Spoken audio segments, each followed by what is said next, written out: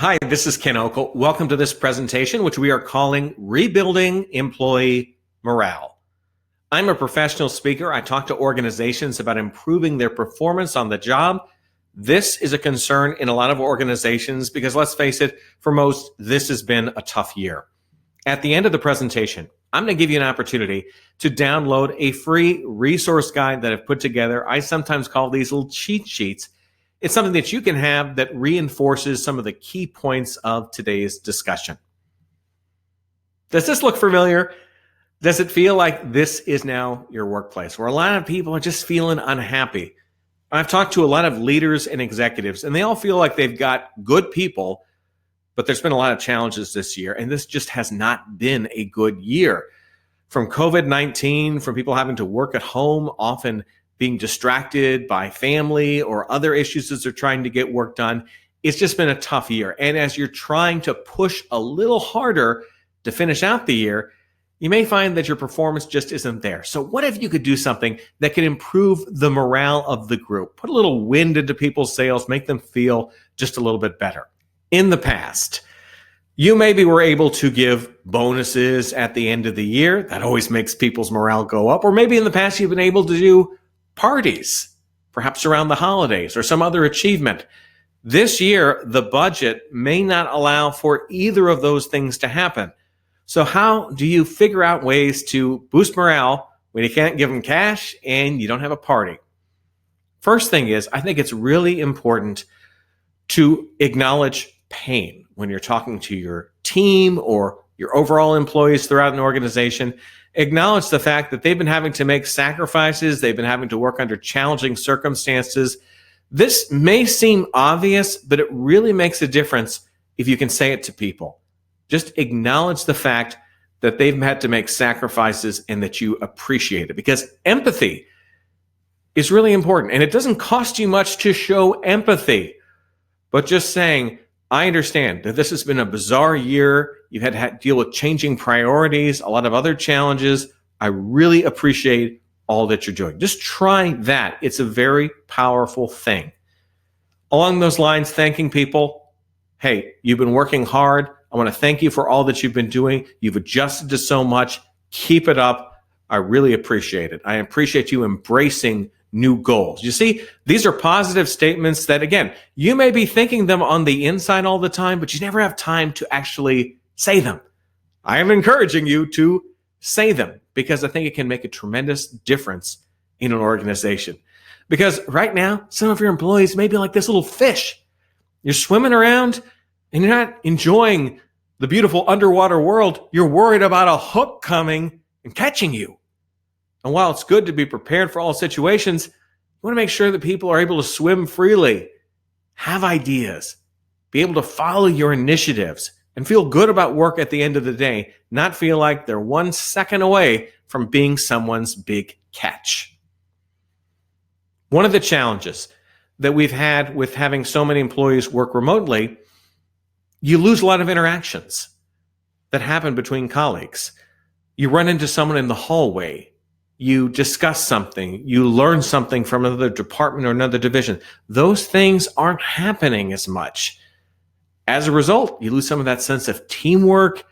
Employee morale goes down because everyone feels like they're isolated, like they're on an island. So I encourage you to try to find ways, even as through the online world, to increase connections with your team.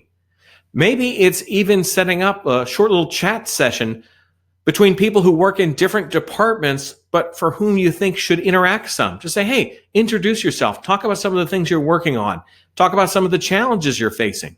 Because remember, as a leader, you don't have to have all the answers. Some of your employees may have come up with solutions for some of the challenges people are facing.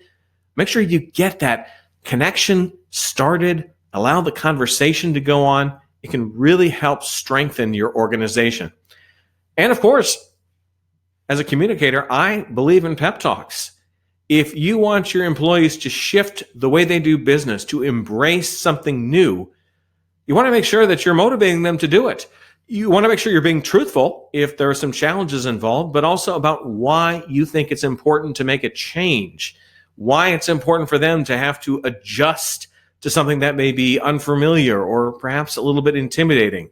Yes, you're acting like a cheerleader, but I think it's very important if you're asking people to do more to make sure they understand why they're doing it and why it's important. Final concept here, and this may be for you more as a leader, but at some point, you've got to let go of some of the excuses. I understand. For a lot of people, 2020 has been a painful year. I know for me, a lot of speaking engagements just went away when the coronavirus came. At a certain point, though, you cannot have your default setting be about, well, we were going to do this, but then coronavirus happened and everything was ruined. Oh, well. Now, I understand that. You got to feel it. You got to get through it. But at some point, you have to set that aside and say, we're in a different world right now. The rules are different. We have to focus on succeeding, not just looking back all the time. And if I might use this example, you look out at the ocean here. There's some big waves.